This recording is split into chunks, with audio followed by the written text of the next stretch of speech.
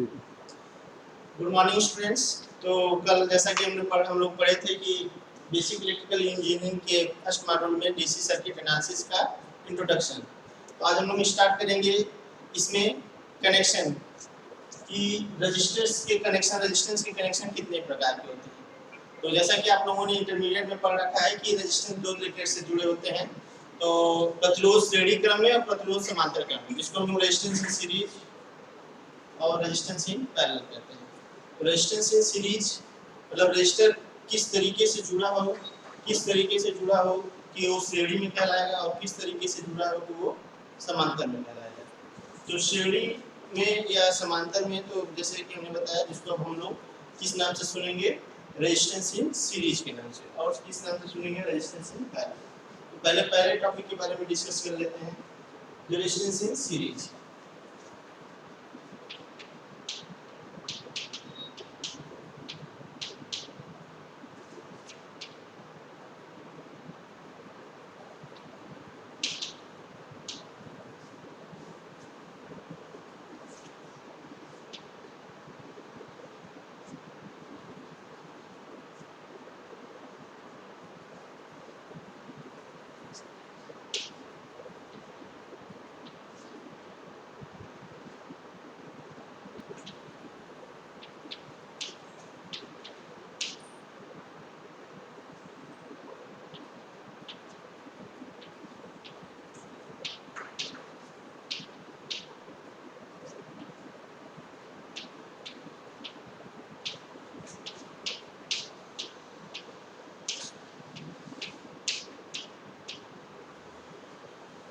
तो स्टूडेंट, हमने यहाँ पे तीन रजिस्टर लेके चला है, तीन रजिस्टर जो कि R1, R2 और R3। तो ये तीनों रेजिस्टेंस क्या है, किसी बी वोल्ट की बैटरी के साथ आपस में जुड़े हुए हैं।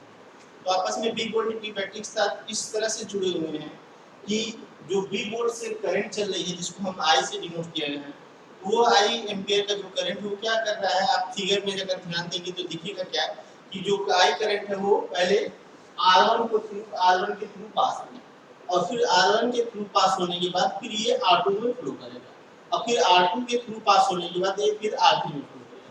तो यहाँ पे आपको ये चीज देखेगा या ये समझ में आएगा कि जो करंट R1 में पास हो रहा है, सेम वही करंट आपका R2 में पास हो रहा है, और जो करंट R2 में पास हो रहा है वही सेम करंट आपका R3 में पास हो रहा है। तो कहने का मतलब ये है कि अगर कोई रेजिस्टेंस सीरीज में जुड़े, चाहे वो 2 हो या 3 हो या 4 हो, या मतलब नंबर ऑफ रेजिस्टर्स हो, अगर वो श्रेणी में जुड़े हैं तो उनकी एक प्रॉपर्टी आपको इस फिगर से देखने को मिलेगा क्या कि उनमें जो करंट की वैल्यू होगी वो सेम होगी, मतलब current is equal for all resistance. तो हम यहाँ पे इसके प्रॉपर्टी की बात करेंगे। तो पहला प्रॉपर्टी बात करेंगे कि अगर रेजिस्टेंस सीरीज में है तो हम लोग कहेंगे the resistance are in series if they have the following properties. तो if they have the following property, ये पहला प्रॉपर्टी हमने बताया क्या है। पहले प्रॉपर्टी के लिए बात करेंगे कि करंट इज इक्वल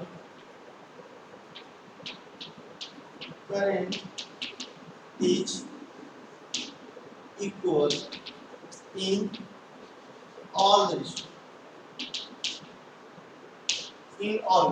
मतलब करंट की वैल्यू क्या होगा, हमारा सारे रजिस्टर के लिए सेम होगा, चाहे वो रजिस्टर R1 हो या R2 हो या R3 हो या R2। ठीक, अब बात करेंगे नेक्स्ट कि जब ये करंट फ्लो करेगा तो ये करंट फ्लो करने के कारण क्या है कि R1 के थ्रू पास होने के बाद यहाँ R1 के अक्रॉस समथिंग वोल्टेज ड्रॉप होगा, उस वोल्टेज ड्रॉप को हमने नोट किया है V1 से। इसी तरह जब वही सेम करंट R2 के थ्रू फ्लो करेगा तो R2 के भी समथिंग ड्रॉप होगा, उस वैल्यू को हम लोग क्या कहेंगे, V2, उसको हमने V2 से डिनोट कर रखा है। इसी तरह जब वही सेम करंट I R3 के थ्रू पास होगा तो वहां पे भी एक वोल्टेज ड्रॉप होगा, जिसको हम डिनोट करेंगे V3 से। सॉरी, यहाँ पे लिखेंगे हम V3, उसको हम डिनोट करेंगे V3 से। इस तरीके से देखेंगे कि उस करंट के पास होने से, उस I करंट एम्पियर की धारा के पास होने के कारण वहां पे तीन वोल्टेज ड्रॉप हो रहे हैं। R1 के क्रॉस का वोल्टेज ड्रॉप V1 है, R2 के क्रॉस का वोल्टेज ड्रॉप V2 और R3 के क्रॉस का वोल्टेज ड्रॉप R2 के क्रॉस का V2 और R3 के क्रॉस का V3। तो इस तरह से देखेंगे कि अगर जो वोल्टेज ड्रॉप है वो वैल्यू V1 किसके बराबर होगा, तो ये वैल्यू हम लिखेंगे किससे, ओम्स लॉ से। ओम्स लॉ क्या कहता है कि I प्रोपोर्शनल टू B, जहाँ पे I की प्रोपोर्शनल साइन हटाएंगे तो वहाँ पर साइन हम कांस्टेंट हम यूज करेंगे, जिसके डिस्कस पिछले वीडियो में हम लोगों ने किया था कि वो वैल्यू किसके बराबर होता है, I equal to 1 upon R into B के बराबर। तो जहाँ से B बराबर हम लोग क्या कहेंगे कि B equal to I into R। तो अब हम यहाँ बात कर रहे थे क्या कि अब ये V1 की वैल्यू क्या होगा, वो ओम्स लॉ से लिखेंगे, वो वैल्यू क्या होगा I इनटू R1। इसी तरह से जो V2 है उस वोल्टेज ड्रॉप की वैल्यू क्या होगी, वो लिखेंगे हम लोग V2 equal to I into R2। उसी तरीके से जो थर्ड वोल्टेज ड्रॉप है जो V3 है, जो कि किसके क्रॉस का है, R3 के क्रॉस का, वो वोल्टेज ड्रॉप क्या नोट करेंगे हम लोग I इनटू R3। तो अब बात करेंगे कि ये जो वोल्टेज ड्रॉप है V1 V2 V3 वो क्या होगा, वो दूसरे प्रॉपर्टी में वो बात करेंगे कि दूसरे प्रॉपर्टी में हम लोग क्या करेंगे। एक प्रॉपर्टी तो पहले डिस्कस कर लिया फिगर से समझ करके कि जो करंट की वैल्यू होगी उस सारे रेजिस्टर के लिए सेम होगी। तो दूसरे प्रॉपर्टी के लिए जब हम लोग बात करेंगे तो यहाँ पे हम लोग क्या समझना है कि ये रजिस्टर क्या लिखा हुआ R1 है, यहाँ पे क्या लिखा हुआ R2, ये यहाँ क्या लिखा है R3, मतलब ये तीन अलग अलग मटेरियल के रजिस्टर है, इसलिए वो R1 R2 और R3 लिखा है। अगर वो सेम मटेरियल के रेजिस्टेंस होते तो यहाँ पे केवल एक वैल्यू लिखी होती R, या अगर ये दोनों सेम मटेरियल के होते तो या तो ये पूरा R1 लिखा होता या तो पूरा ये R2 लिखा होता। अगर ये दोनों पूरे सेम मटेरियल के रेजिस्टेंस होते तो या तो ये पूरा R2 लिखा होता या तो ये पूरा R3 लिखा होता। यानी कि यहाँ पे अलग-अलग वैल्यू लिखा है, यानी कि ये R1 लिखा है, ये R2 लिखा है, ये R3 लिखा है। तो इसका कहने का मतलब ये है कि ये अलग मटेरियल का रेजिस्टेंस है, ये अलग मटेरियल का रेजिस्टेंस है, ये अलग। ठीक, तो ये अलग-अलग वैल्यू शो होने के कारण क्या होगा, I की वैल्यू तो यहाँ पे देख रहे हैं हम सेम है कि यहाँ पे भी I मल्टीप्लाई है, यहाँ पे भी I मल्टीप्लाई है, लेकिन यहाँ पे, लेकिन R की वैल्यू अलग-अलग है, यहाँ पे R1 है, यहाँ R2 है, यहाँ R3 है। तो कहने का मतलब ये जो वोल्टेज ड्रॉप कैलकुलेट होकर के आएगा V1 की वैल्यू, जो V2 की वैल्यू कैलकुलेट वोल्टेज ड्रॉप होकर कैलकुलेट होकर आएगा, और जो V3 की वैल्यू कैलकुलेट होकर के वोल्टेज ड्रॉप के फॉर्म में आएगा, वो वैल्यू क्या होगा, इस R1 R2 R3 की वैल्यू अलग होने के कारण ये वैल्यू क्या होंगे, आपस में इक्वल नहीं होंगे। इस तरीके से दूसरे प्रॉपर्टी के बारे में हम लोग कह सकते हैं क्या कि वोल्टेज ड्रॉप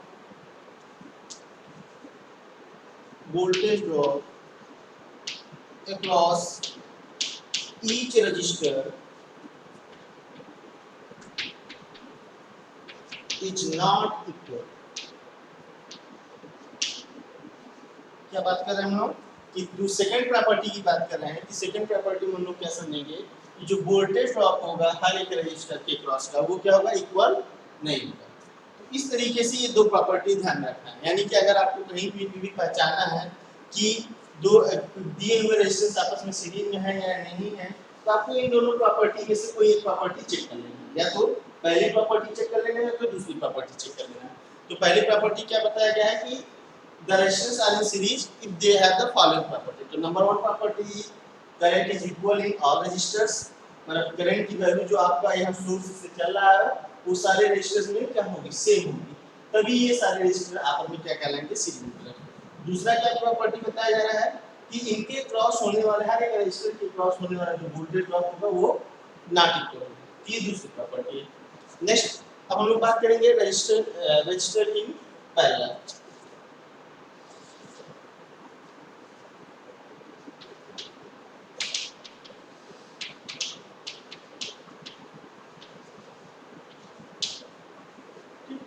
उससे पहले थोड़ी सी जो चीज़ और डिस्कस कर लेंगे यहाँ पे कि सीरीज के केस में हमारा क्या होता है कि ये जो टोटल वोल्टेज होता है, जिसको हम टोटल वोल्टेज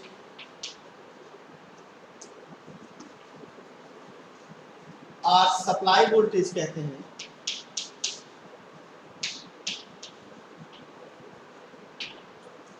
सप्लाई वोल्टेज जिसको हम लोग किससे डिनोट किए, कैपिटल V से, वो V किसके बराबर हो जाएगा, वो V किसके बराबर हो जाएगा, वो V किसके बराबर होगा हमारा V1, ये जो वोल्टेज ड्रॉप R1 के क्रॉस है, ये जो वोल्टेज ड्रॉप R2 के क्रॉस है, और ये जो वोल्टेज ड्रॉप R3 के, इनके सम के इक्वल होगा। यानी कि हम लोग क्या लिख सकते हैं कि total V equal to V1 plus V2 plus V3, V1 plus V2 plus V3। अब आगे जब हम लोग पढ़ेंगे तो देखेंगे कि ये जो वैल्यू है, ये वैल्यू किसका है, ये ओवरऑल सर्किट का ड्रॉप है। ये जो V है ये किसका ड्रॉप है, इस ओवरऑल सर्किट का ड्रॉप है। लेकिन V1 किसका ग्राफ है? केवल R1 का, V2 किसका ग्राफ है? केवल R2 का, और V3 किसका ग्राफ है? केवल R3 का।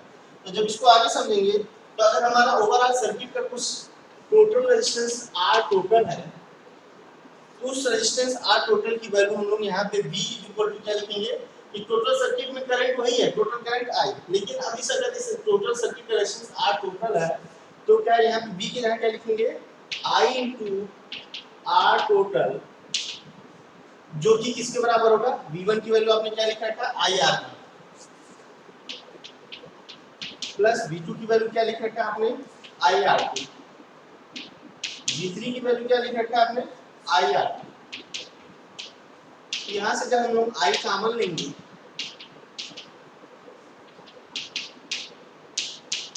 तो क्या मिलेगा हमारा?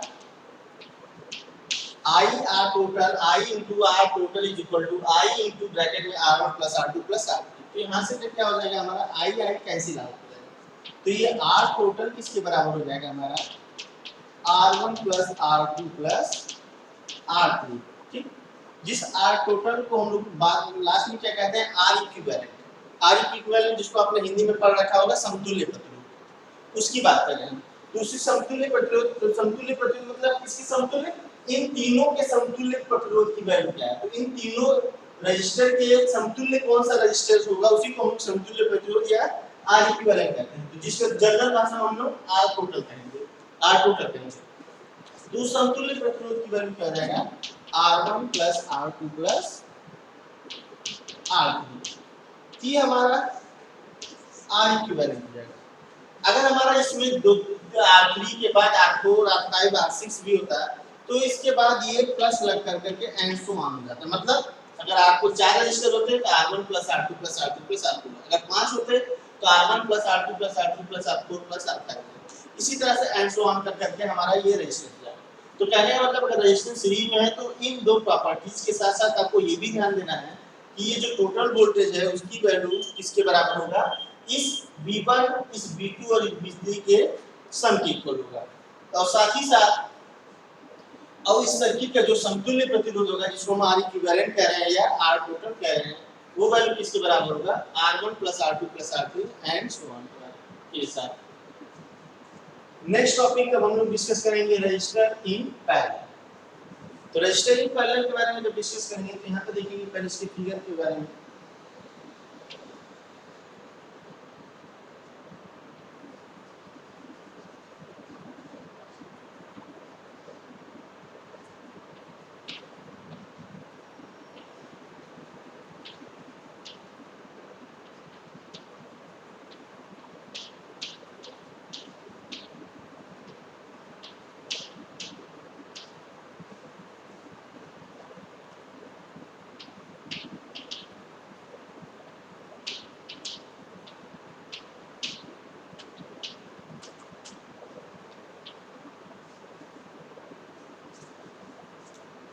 तो यहाँ पे रेजिस्टेंस इन पैरेलल के बारे में समझेंगे। यहाँ पे हम लोग एक फिगर लेके चले हैं जहाँ पे दो रजिस्टर है, एक R1 है एक R2। ये दो रजिस्टर इस तरीके से इस B वोल्ट की बैटरी के साथ जुड़े हुए हैं।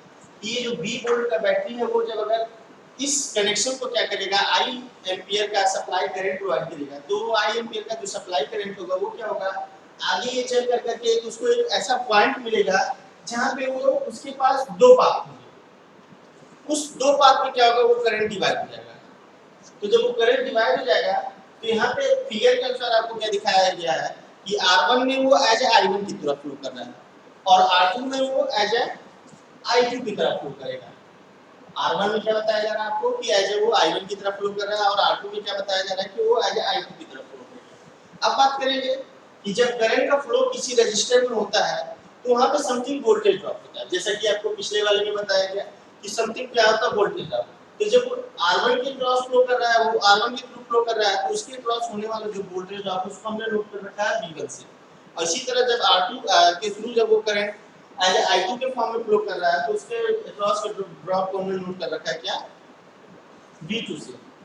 अब ये ड्रॉप V1 और V2, अब हमने अभी बताया कि जो ड्रॉप होता है वोल्टेज ड्रॉप उसको हम लोग किससे कैलकुलेट करते हैं? ओम्स लॉ का यूज करते हैं। और ओम्स लॉ कहता क्या है कि V = I × R। यहाँ तक आपको सिंपली समझ लेना है कि जो V1 की वैल्यू होगी वो किसके बराबर होगी? V1 की वैल्यू होगी हमारा I1 इंटू R1 के बराबर होगी, और जो V2 की वैल्यू होगी वो क्या होगा I2 इंटू R2 के बराबर होगी। तो ये तो आपको पहले क्लियर हो गया कि V1 किसके बराबर होगा, V2 किसके बराबर होगा। अब बात करेंगे कि अगर रजिस्टर पैरेलल में है तो उसकी पहचान कैसे करेंगे। तो बात करेंगे कि if two or more than two register are in parallel, then they have the following property। तो following property में नंबर वन प्रॉपर्टी की पहले बात करेंगे कि पहला प्रॉपर्टी क्या होगा। तो पहला प्रॉपर्टी क्या होगा कि आपने क्या देखा फिगर में, आपको फिगर में क्या दिखाया गया है, समझाया गया कि जो करंट का फ्लो है हर एक रजिस्टर में, वो करंट का फ्लो क्या है अलग अलग है।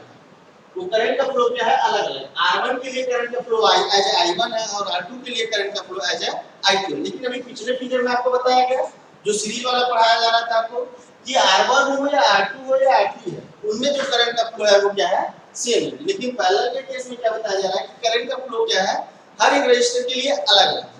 तो आपको पहला प्रॉपर्टी में बात करना है कि यहाँ पे पहला प्रॉपर्टी बताया जा रहा है कि current is equal in all register. लेकिन यहाँ पे आपको क्या कह रहे हैं कि current is not equal for all register. मतलब इसमें क्या होगा करंट की वैल्यू क्या होगी सेम नहीं होगी। तो यहाँ पे हम लोग क्या कहेंगे current is not equal for each register. तो पहली प्रॉपर्टी तो आपको ये मिल गई कि फिगर से आपको समझते देखते हुए समझते हुए क्या आपको समझ में आ गया कि हर एक रजिस्टर में फ्लो करने वाला करंट की वैल्यू एक समान नहीं हो सकती। ठीक, इस केस में if they are connected in parallel। Number two की बात करें कि जो नंबर 2 है वो क्या बताया जा रहा है कि यहाँ पे फ्लो करने वाला जो करंट है I1 उसके क्रॉस होने वाले ड्रॉप जो V1 है, इसके इस R2 में जो फ्लो करने वाला करंट है उसके क्रॉस होने वाला जो ड्रॉप आपका V2 है, वो दोनों ड्रॉप क्या होंगे, वो दोनों ड्रॉप किसके बराबर होंगे टोटल सप्लाई वोल्टेज के। ठीक, तो यहाँ पे हमको क्या बताना है कि voltage drop across each register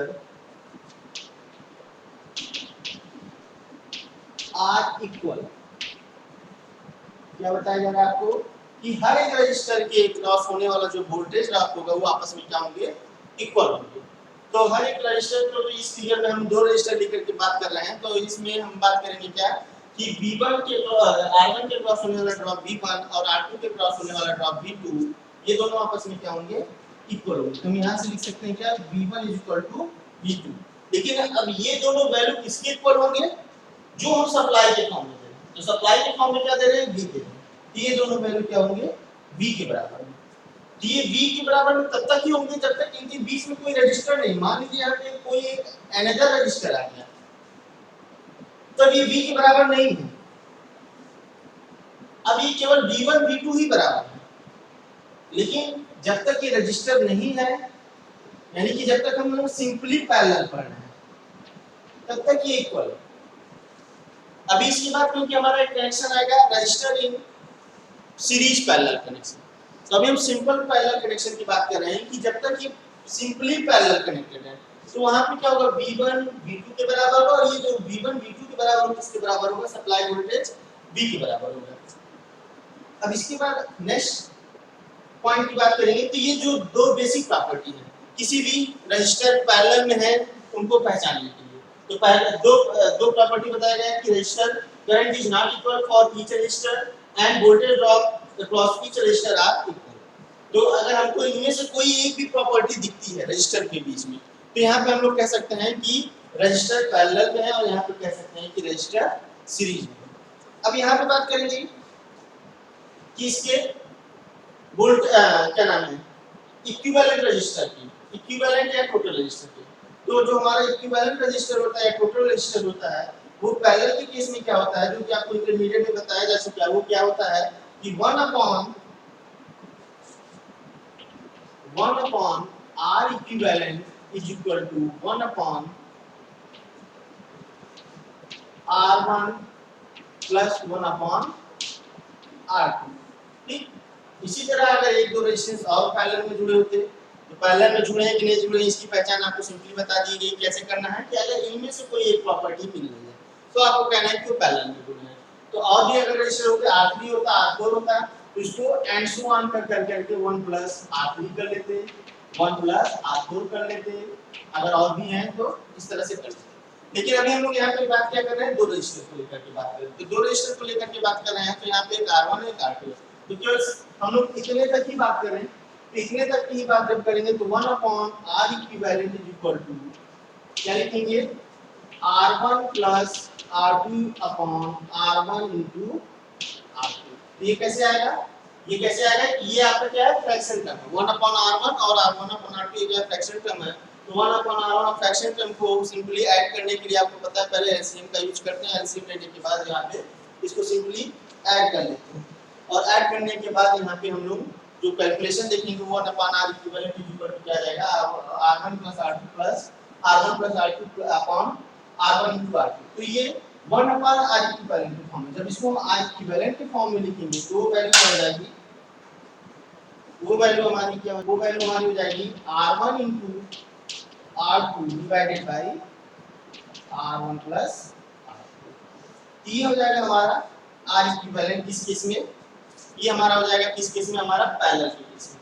तो कहने का मतलब अगर ये वैल्यू आपका 2 ओम है, ये वैल्यू आपका 3 ओम है और आपसे पूछा जा रहा है कि इस सर्किट का इक्विवेलेंट रेजिस्टर क्या है, तो आपको सिंपली इस फार्मूले पे ध्यान देना है। ये फार्मूला क्या कहता है, ये क्या कहता है कि R1 into R2, मतलब अगर ये 2 है, R1 2 है और R2 3 है तो यहाँ पे क्या हो जाएगा 2 into 3 is equal to 6। या तो एक स्टेप लिख लेते हैं 2 into 3 अपॉन 2 plus 3। ये वैल्यू कितना आ जाएगा 6/5 और 6/5 कितना होता है 1.2, 6/5 होता है 1.2। ठीक, ये बात हो गया हमारा क्या R इक्विवेलेंट का। तो ये जो फार्मूला है वो कितने केस के लिए हमने बताया, ये फार्मूला जो तैयार किया हमने क्या किया, दो रजिस्टर के लिए। देखिए अगर ये हम लोग यहीं 3 लेके चलते, 3 लेकर के चलते अगर, तो उस केस में हम ये लिख सकते थे plus R3 divided by into R। ऐसा नहीं है, इस केस में ये हमारा स्टेप रॉन्ग हो जाएगा, ये स्टेप रॉन्ग हो जाएगा। ये जो स्टेप बताया जा रहा है आपको क्या किसके लिए बताया, अभी दो रजिस्टर के लिए बताया जा रहा है।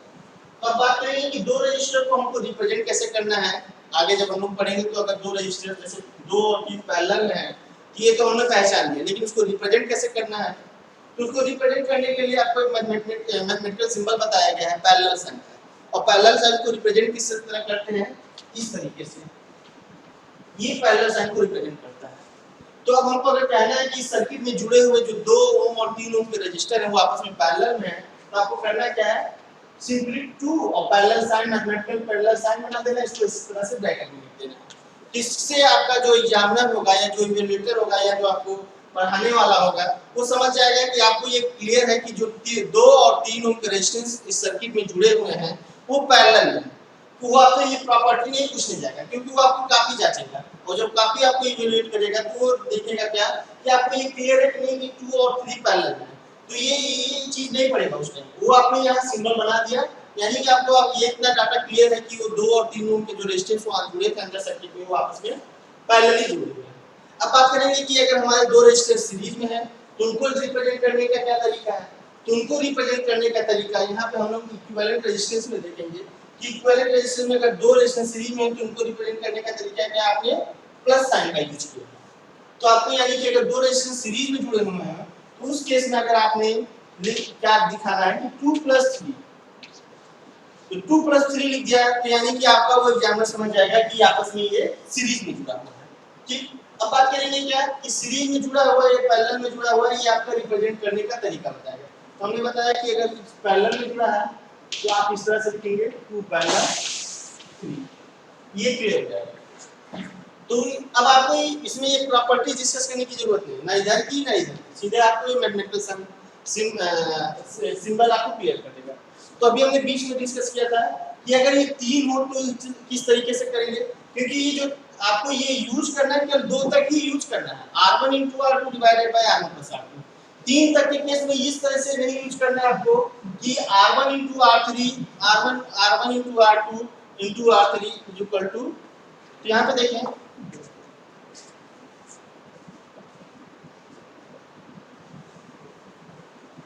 थोड़ा यहाँ पे आपको फिर से समझाया जा रहा है कि अगर हम तीन की केस की बात करें कि अगर तीन रजिस्टर हमारे सीरीज पैरेलल में है तो हम क्या लिखेंगे, 1/r equivalent is equal to 1/r1 plus 1/r2 plus 1/r3।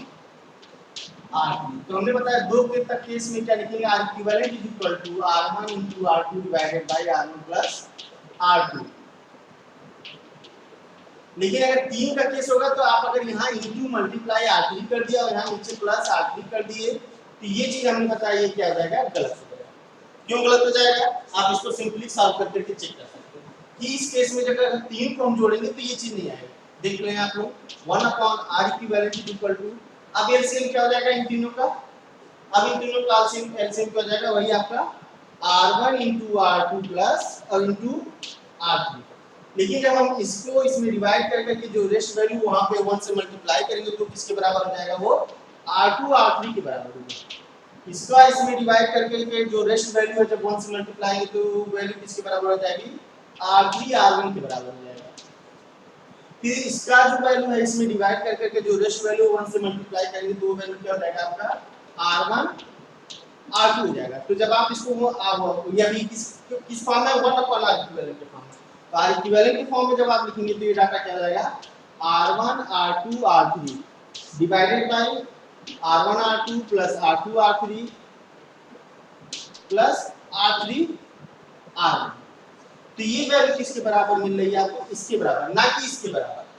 तो हमने बताया कि आप अगर डायरेक्ट यूज कर लेंगे कि सर ने बताया था कि R1 R2 divided by R1 plus R2, अब R3 आ गया तो लो इसको हम मल्टीप्लाई करते हैं नीचे ऐड कर दो, ये क्या हो जाएगा, गड़बड़ हो जाएगा, क्योंकि आपका जो न्यूमरेटर है इस फ्रैक्शन टर्म का वो तो मैच करेगा लेकिन जो डिनोमिनेटर है वो नहीं मैच करेगा। इस तरीके से आने वाली जो वैल्यू होगी वो आपकी क्या होगी, रॉन्ग होगी। तो इस तरीके से अगर हमको तीन वैल्यू अगर हमारे साथ क्या है पैरेलली जुड़े हुए हैं तो उसको सॉल्व करने का या रिप्रेजेंट करने का तरीका क्या होगा उसके बारे में हम डिस्कस करेंगे। तो पहले तो ये समझ लिए कि ये इस तरीके से रिप्रेजेंट करने का तरीका गलत है। अब बात करेंगे कि तीन वैल्यू रजिस्टर पैरेलल में जुड़े हैं तो उसको सॉल्व कैसे करेंगे और समझेंगे कैसे। तो मान लीजिए हमारे साथ तीन रजिस्टर हैं, 2 3 और 4 पैरेलली जुड़े हुए हैं, मतलब एक रजिस्टर और यहाँ पे लगा हुआ है जो कि R3 है।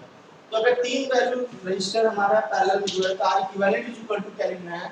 अब आपको ये प्रॉपर्टी के हिसाब से आपने समझ रखा है कि ये तीनों पैरेलल में, तो समझ रखा है कि ये पैरेलल में, तो आपको करना क्या है, पहले रिप्रेजेंट करना है। तो रिप्रेजेंट करने का हमने बताया तरीका क्या है, मैथमेटिकल सिंबल पैरेलल से। तो आपको क्या करना है, पहले आपको पता है 2 3 पैरेलल में है तो 2 पैरेलल 3 कर दीजिए, ब्रैकेट लगा दीजिए। अब आपको ये भी पता है कि चौथा वाला भी पैरेलल है, जो तीसरा रेजिस्टेंस है जिसकी वैल्यू 4 ओम है वो भी क्या है, पैरेलल में, पैरेलल टू 4 कर। तो आपको क्या करना है, इसमें ये ध्यान देना है कि हर दो रेशियो के बाद आपको ब्रैकेट का यूज करना है। इससे क्या होगा कि आपको ये क्लियर हो जाएगा कि पहले इस ब्रैकेट को हमको सॉल्व करना है, फिर बचे हुए जो वैल्यू आएगा उसको अगले ब्रैकेट में रखे हुए वैल्यू के साथ सॉल्व करना है। तो कहने का मतलब पहले आप इसको सॉल्व करेंगे तो ये क्या है, इसमें कितने रेशियो, दो रेशियो है, एक 2 ओम का एक 3 ओम का। और 2 ओम और 3 ओम के सॉल्व करने का तरीका सिंपल हमने बता दिया, R1 * R2 divided by R1 + R2। तो आपको क्या करना है, ऊपर मल्टीप्लाई कर लेना है, 2 * 3 डिवाइडेड बाय 2 + 3 कर लेना है, और ये किसके पैरेलल है, पैरेलल टू 4। ठीक, अब ये क्या हो जाएगा, अभी आपको ये 6/5 आ जाएगा, पैरेलल टू 4 आ जाएगा, और 6/5 की वैल्यू अभी आपको बताया 1.2 पैरेलल टू 4। अब आपको अब फिर से दो रजिस्टर तैयार हो गए, एक की वैल्यू कितनी हो गई, 1.2 हो गई और एक की वैल्यू 4 हो गई। तो अब इसको सॉल्व करने का फिर वही पुराना तरीका, अब दो रजिस्टर हो गए, अब 3 नहीं रहे, यहां तक 3, लेकिन इस दो को आपने क्या करें, रिड्यूस कर करके एक सिंगल रजिस्टर में बदल दिया। उस सिंगल रजिस्टर की वैल्यू क्या है आपका 1.2। तो सिंगल रजिस्टर की वैल्यू 1.2 ओम है। अब जो एक रजिस्टर आपका साथ में चला आ रहा था, ये चला आ रहा था 4 ओम का, इस सिंगल के साथ ये सिंगल मिलकर करके कितने रजिस्टर हो गए, 2 ओम। सॉरी 2 रजिस्टर हो गए, और 2 रजिस्टर के लिए फिर वही फार्मूला आपका R1 R2 divided by R1 + R2। तो यहां पे क्या लिखेंगे आपको 1 + R6 1.2 * 4 डिवाइडेड बाय 1.2 + 4। तो कितना आ जाएगा 4.8 डिवाइडेड बाय 5.2। तो इसको सॉल्व कर लेंगे, जितना आएगा समथिंग ओम हमारा है वो वैल्यू आ जाएगा। ठीक, तो इस तरीके से 3 रजिस्टर सॉल्व करना। मान लीजिए एक रजिस्टर और था पैरेलल टू 5, तो आपको समझना यही है कि जितने भी पैरेलल में रहने दीजिए। आपको क्या करना है कि हर एक दो रजिस्टर को एक सिंगल रजिस्टर में बदलते चले आना है। पहले 2 3 को सिंगल रजिस्टर में बदल लिए, ये हो गया 1.2। फिर अब इसके साथ 4 का इस 4 को यूज करते हुए एक सिंगल रजिस्टर में बदल लेंगे, जब वो सिंगल रजिस्टर की वैल्यू किसके बराबर होगा, ये 4.8 डिवाइडेड बाय 5.2 की वैल्यू के बराबर होगा। अब इस वैल्यू को हमको किसके साथ यूज करना है, पाई के साथ, पैरेलल टू पाई। तो जब इसके साथ यूज करेंगे तो इस केस में क्या हो जाएगा, ये सिंगल रजिस्टर और ये सिंगल रजिस्टर, मतलब दो रजिस्टर तैयार होंगे आपके साथ। अब दो रजिस्टर तैयार होगा तो आप उसी फार्मूले को फिर यूज कर लीजिए, R1 R2 divided by R1 plus R2। तो इस चीज को यहाँ पे इस पैरेलल केस में ध्यान देना है, ठीक। तो इस तरीके से आपको ध्यान देना है कि हमको एक साथ कई वैल्यू को नहीं लिखना कि 4 रजिस्टर है तो R1 R2 R3 into R4 divided by R1 plus, क्योंकि वो स्टेप गलत हो जाएगा, क्योंकि आपको मैथमेटिकली यहाँ समझा देगा। आपको जब भी सॉल्व करना है दो को एक साथ सॉल्व करिए, उसको सिंगल में बदलिए, फिर उसको अगले के साथ यूज करिए, फिर वो दो के तरह काम करेगा, फिर उस दो को सॉल्व करके फिर सिंगल में बदलिए, फिर उसको अगले के साथ यूज करिए। इस तरीके से हमारा ये आपका पैरेलल कनेक्शन होगा। अब इसके बाद हम लोग डिस्कस करेंगे series resistance in series parallel connection. तो करते हैं अभी हम लोग। तो स्टूडेंट हम लोग बात कर रहे थे कि resistance in series and resistance in parallel, तो जो कि हमने बताया दोनों में दो प्रॉपर्टी है। रेजिस्टेंस इन सीरीज के बारे में बात की जा रही थी कि रेजिस्टेंस इन सीरीज में वो रेजिस्टेंस इन सीरीज तभी कहलाएंगे जब उनमें दो प्रॉपर्टी आपको दिखी थी कि करंट की वैल्यू सेम होनी चाहिए हर एक रेजिस्टेंस में, और वोल्टेज ड्रॉप होने वाले एक रेजिस्टेंस का वो अलग-अलग।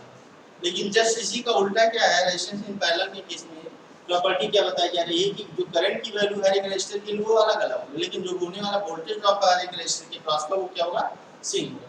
तो अब जो तीसरा कनेक्शन है वो आपका क्या है, रेजिस्टेंस इन सीरीज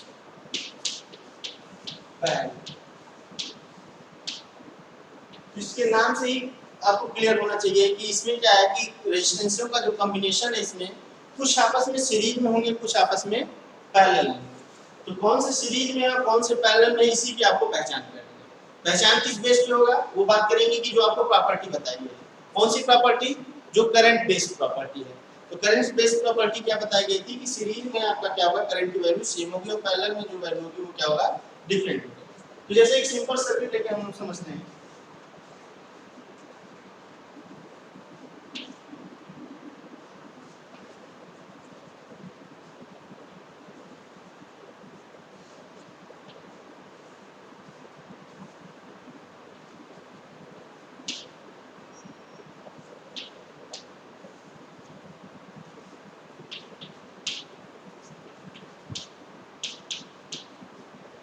एक सिंपल सा सर्किट हम लोग लेके चलेंगे जिसमें तीन रेजिस्टेंस जोड़ रखा है। इसमें एक R1 रजिस्टर है, एक R2 रजिस्टर है, एक R3 रजिस्टर है। और ये तीनों रजिस्टर क्या है, किसी एक 20 वोल्ट की बैटरी के साथ से आपस में कनेक्ट है। लेकिन अब इसमें कौन सा सीरीज में है, कौन सा पैरेलल में है, वो आपको तब तक कहना मुश्किल होगा जब तक आपको उसकी पहचान नहीं होगी। आपको एक बार पहचान हो गई तो आपको कुछ भी करना नहीं होगा, केवल आप विजुलाइज करके ही आप बता देंगे कि ये रजिस्टर सीरीज में है, ये रजिस्टर आपको पैरेलल, ये सारे रजिस्टर आपके पैरेलल है। लेकिन जब तक आपको ये क्लियर नहीं होगा तो ये तब तक ये आपके लिए बहुत बड़ा पहाड़ कह सकते हैं, ये आपके लिए बहुत बड़ा टफ काम होगा जब तक आप इसकी पहचान नहीं कर सकते। तो पहचान करना कैसे है, तो हमने बताया कि R1 R2 तीन रजिस्टर लिखे थे। इसमें कौन-कौन सा सीरीज में, कौन-कौन सा पैरेलल में है, इसी को पहचानना थोड़ा मुश्किल है। तब तक मुश्किल है जब तक आपको बेसिक नहीं क्लियर है। तो अब हमको क्या सोचें कि R1 R2 सीरीज में है, क्या R1 R2 पैरेलल में है, क्या R1 R3 सीरीज में है, क्या R1 R3 पैरेलल में है, क्या R2 R3 सीरीज में है, क्या R2 R3 पैरेलल में है। इसका पहचान करने का एक सिंपल बेसिस आपको प्रॉपर्टी पे ध्यान देना होगा। तो प्रॉपर्टी बताई गई थी करंट बेस वाली प्रॉपर्टी को ध्यान देना होगा। करंट बेस प्रॉपर्टी क्या कहती है कि करंट की वैल्यू जहां तक सेम है वहां तक के बीच में आने वाले सारे रेजिस्टर क्या होंगे, सीरीज होंगे, और करंट की वैल्यू जहां पे डिफरेंट होगी उनमें आने वाले रेजिस्टर क्या होंगे, पैरेलल। तो देखिए अगर ये 20 वोल्ट की बैटरी जुड़ी है तो ये दो टर्मिनल के बीच में जुड़ा होगा। ये तो आपको जानना ही है कि हर एक बैटरी का एक पॉजिटिव टर्मिनल होता है, एक नेगेटिव टर्मिनल। तो आपको ये समझना है कि अगर ये 20 वोल्ट से जुड़ा हुआ तो एक पॉजिटिव टर्मिनल होगा, एक नेगेटिव टर्मिनल होगा। और आपका करंट का सर्कुलेशन तभी होगा, आपको बताया गया था कल कि इलेक्ट्रिसिटी फ्लो तभी करती है जब तक सर्किट क्लोज होता है। अगर सर्किट ओपन होगा तो वहां पे इलेक्ट्रिसिटी फ्लो नहीं होगा। तो कहने का मतलब ये है कि अगर इस 20 वोल्ट से 1 एम्पीयर का कोई करंट चल रहा है तो वो आई एम्पियर का जो करंट चलेगा वो क्या होगा, इस एंड तक आएगा, क्योंकि सर्किट क्लोज है। अगर सर्किट क्लोज नहीं होता तो करंट फ्लो ही नहीं करता। अगर सर्किट क्लोज नहीं होगा तो करंट फ्लो ही नहीं करता। तो अब बात कर रहे हैं क्या कि अगर यहाँ से आई एम्पियर का करंट चल रहा है तो आई कहाँ तक आ रहा है, यहाँ तक आ रहा है। अब आपको देखना क्या है, इस पॉइंट से इस पॉइंट के बीच में हो क्या रहा है। तो इस पॉइंट से इस पॉइंट के बीच में देख रहे हैं कि यहाँ से आई चल रहा है, यहाँ तक आई मिल रहा है, यानी कि आपको ये क्लियर है कि सर्किट क्लोज है। अब बात करेंगे क्या कि ये जो आई चल रहा है वो पहले कहाँ तक आया, पहले ये R1 को पास करके इस पॉइंट तक आया, ठीक। ये जो आई एम्पियर का करंट चल रहा है वो R1 को पास करके इस पॉइंट तक आएगा, और इस पॉइंट पे आने के बाद क्या होगा, ये करंट ब्रेक हो जाएगा, इस साइड में चला जाएगा और इस साइड में चला जाएगा, ठीक। तो ये अपर साइड में चला जाएगा, तो अपर साइड में जुड़ा हुआ रेजिस्टेंस क्या है, R2 है, और लोअर साइड में चला जाएगा, उस साइड में जुड़ा हुआ करंट रेजिस्टेंस क्या है, R3 है। तो ऊपर के साइड में जो करंट जा रहा है उसको मान लिया वो I2 है, जो नीचे के साइड में जो करंट जा रहा है वो मान लिया I3 है, ठीक। क्योंकि यहाँ पे रेजिस्टेंस की वैल्यू सेम है, क्या है, अलग अलग है, इसलिए करंट की वैल्यू भी इसमें अलग अलग है। कहने का मतलब अगर हम यहाँ पे R2 दिखाते इसमें फ्लो करने वाला करंट भी I2 होता। क्यों होता कि अगर इक्वल रेजिस्टर है तो इक्वल रेजिस्टेंस में करंट का जो डिस्ट्रीब्यूशन होता है वो सेम होता है। एक बेसिक कांसेप्ट कर लीजिए या नोट कर लीजिए, आपको ये ध्यान में रखना है, क्योंकि अभी जब आगे हम लोग आपको करंट डिवाइडर रूल या वोल्टेज डिवाइडर रूल बताएंगे तो उसमें आपको दिखेगा कि अगर दो रेजिस्टेंस में अगर हम करंट डिवाइड कर रहे हैं, अगर रजिस्टर की वैल्यू वहां पे अलग अलग है तो करंट की वैल्यू भी अलग अलग है, लेकिन अगर रजिस्टर की वैल्यू सेम है तो वहां पे जो करंट की वैल्यू आएगी उनमें डिवाइड होकर के वो वैल्यू सेम है। तो अब हम बात कर रहे थे कि अगर रजिस्टर सेम है, अगर ये R2 है तो करंट यहाँ पे अगर I2 जा रहा है, इस R2 में I2 जा रहा है तो इस R2 में भी I2 ही जाएगा, लेकिन अगर रजिस्टर अलग है तो इसमें फ्लो करने वाला करंट भी अलग होगा, ठीक। अब बात करेंगे क्या कि ये I2 क्या हो गया, ये क्या होगा, यहाँ पे डिवाइड होकर करके R2 को पास करते हुए यहाँ तक आ जाएगा, और जो करंट I3 है वो R3 को पास करते हुए यहाँ तक आ जाएगा, ठीक। अब ये I2 यहाँ तक आ गया और I3 यहाँ तक आ गया, तो ये I2 आ गया, ये I3 आ गया, अब फिर ये इस पॉइंट पे जुड़ गया, इस पॉइंट पे क्या हुआ, ये करंट I ब्रेक हुआ, लेकिन इस पॉइंट पे क्या हुआ, ये I2 और I3 क्या हो गया, मिल गए, मतलब इस पॉइंट पे I2 I3 के फॉर्म में ब्रेक हुआ और इस पॉइंट पे I2 I3 के फॉर्म में मिल गए, जुड़ गए, और जुड़ करके ये दोबारा I बन करके निकल गया। तो अब आपको देखना क्या है कि करंट की वैल्यू कहाँ अलग है कहाँ से, तो देखेंगे कि R2 और R3 में करंट की वैल्यू क्या है, अलग है।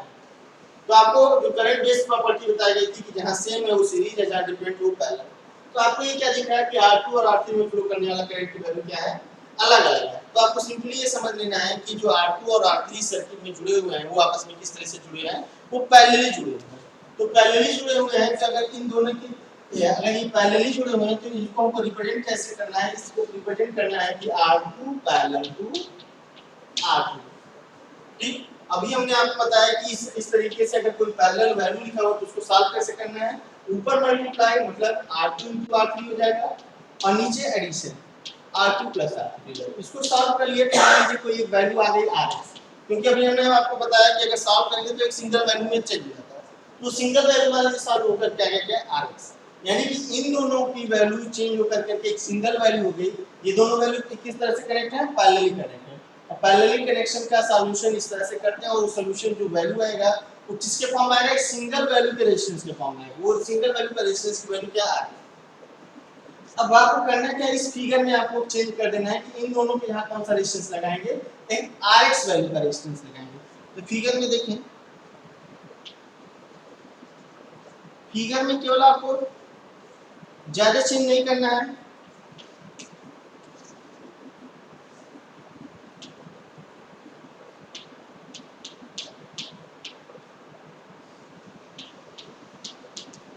अब बात करेंगे कि फिगर में ज्यादा चेंज नहीं करना है। ये देखें, ये पोर्शन है और यह वाला ये पोर्शन है, केवल उतने में चेंज करना है जितने में आपने रेजिस्टेंस को रिड्यूस किया। तो रिड्यूस करने मतलब दो वैल्यू के रेजिस्टेंस को आपने एक सिंगल वैल्यू में रिड्यूस कर दिया, तो दो वैल्यू के रेजिस्टेंस को सिंगल वैल्यू में रिड्यूस कर दिया, वो वैल्यू किसके बराबर है, वो Rx के बराबर है। अब ये बात करेंगे ये जो दो वैल्यू के रेजिस्टेंस थे इस सर्किट में कहां पे जुड़े थे, इस पॉइंट के बीच में और इस पॉइंट के बीच में। तो आपको क्या करना है, इस सिंगल वाले वैल्यू वाले रेजिस्टर को भी क्या करना है, इस पॉइंट और इस पॉइंट के बीच में ला करके जोड़ देना, जिसकी वैल्यू कितनी है, Rx, जिसकी वैल्यू कितनी है, Rx है। अब आपको आपने देखना क्या है कि अब फिर से देखना कि करंट का फ्लो किस तरह से। तो अब देखेंगे जब दोबारा तो करंट जो यहाँ बी वोल्ट से आई एम्पीयर का करंट चल रहा था, जो R1 में पास कर रहा है वही आगे बढ़ते हुए RX में भी पास करेगा। तो जब RX में भी पास करेगा तो आपको ये दिख रहा है कि R1 में जो करंट की वैल्यू वो I के बराबर है और जो RX में जो करंट की वैल्यू वो भी I के बराबर है। तो इस तरीके से आपको ये समझ में आएगा कि R1 वाले में बहने वाले करंट की वैल्यू RX में बहने वाले करंट के वैल्यू के बराबर, यानी कि दोनों रजिस्टर में करंट की वैल्यू क्या है, सेम। और जब सेम वाला केस आएगा तो वो केस क्या कहलाएगा, सीरीज कहलाएगा। तो इस केस में जो हमारा यहाँ पे टोटल रेजिस्टेंस आएगा, तो हमने बताया कि अगर दो रेजिस्टर सीरीज में है तो उनको रिप्रेजेंट करने का मैथमेटिकल सिंबल क्या है, पॉजिटिव साइन। यानी कि इस केस में जो हम लोग लिखेंगे उसको क्या लिखेंगे, R1 प्लस RX। तो ये क्या जाएगा इस सर्किट का टोटल रेजिस्टेंस, जिसको हम कहेंगे R टोटल। ठीक, तो ये तो सर्किट को रिड्यूस कर करके सॉल्व लिखने का तरीका होगा। लेकिन अगर हम एनालिसिस करना सीख गए तो हमने बताया कि अभी आप जब तक प्राइमरी स्टेज पे होंगे तब तक आपको सर्किट को रिड्यूस करते हुए सीखना पड़ेगा कि कौन सा पैरेलल है कौन सा सीरीज है। किस केस में, सीरीज पैरेलल के केस में। और लेकिन केवल सीरीज और केवल पैरेलल के केस में आपको पता है कि ये ऐसे अगर आपको पहचान में कि सारे रेजिस्टेंस सीरीज में है तो उनमें आपको छांटना ही नहीं कि कौन सा सीरीज कौन सा, क्योंकि वो रेजिस्टेंस इन सीरीज यानी कि सारे के सारे सीरीज, और जो रेजिस्टेंस इन पैरेलल है वो सारे के सारे पैरेलल। लेकिन resistance in series and parallel वाले केस में कुछ सीरीज में कुछ पैरेलल में, तो उस केस में आपको आपका क्या करना पड़ेगा, पहचानना पड़ेगा। तो जब पहचानने का तरीका क्या है कि सर्किट को स्टेप बाय स्टेप रिड्यूस करेंगे। तो जब स्टेप बाय स्टेप रिड्यूस करेंगे तो आपको क्लियर होता जाएगा कि कौन सा सीरीज में कौन सा पैरेलल में, और जब रिड्यूस हो जाएगा तो आपको एक उस सर्किट का टोटल रेजिस्टेंस पता चल जाएगा। तो जब आप इस स्टेज से प्राइमरी स्टेज से मतलब थोड़ा आगे बढ़ेंगे, तो जब थोड़ा आगे बढ़ेंगे तो आपको थोड़ा समझ में आएगा कि इसको हम एक सिंगल फॉर्म में लिख सकते हैं, सिंगल लाइन में, कि R total is equal to, तो आपको इसको रिड्यूस नहीं करना पड़ेगा, आपको फिगर देखते ही विजुअलाइज हो जाएगा कि हाँ ये पैरेलल में और ये सीरीज में। तो आपको रिप्रेजेंट किस तरह से करना है, इस तरह से R2 parallel R3 in series with R1। इसी को सॉल्व कर लेंगे। ब्रैकेट लगाने का क्या मतलब है, पहले आप इस ब्रैकेट को सॉल्व करेंगे और फिर इनसे जो वैल्यू आएगा उसको R1 के साथ सॉल्व करेंगे। वो सॉल्व करने के बाद जो वैल्यू आएगा वो समथिंग ओम रेजिस्टेंस आएगा, वही समथिंग ओम रेजिस्टेंस क्या कहलाएगा, इस सर्किट का टोटल रेजिस्टेंस कहलाएगा। तो थैंक यू स्टूडेंट्स, अगला टॉपिक कल डिस्कस किया जाएगा।